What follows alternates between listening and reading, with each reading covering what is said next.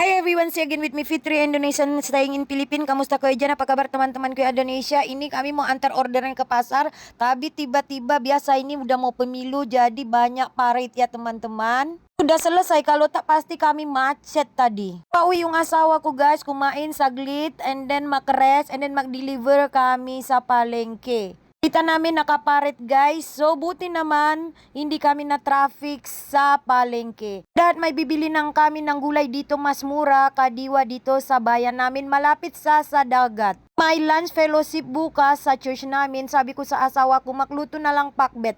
Lahat-lahat biniring namin guys ya, 370. Marami na yun, mura talaga siya guys. Compare sa market. Yung mainit na, but may gusto ko bumili ng Dynamite or lumpia. So sabi ko sa asawa ko, iwan mo muna yung gulay sa kotse and then bibili muna tayong juice or what.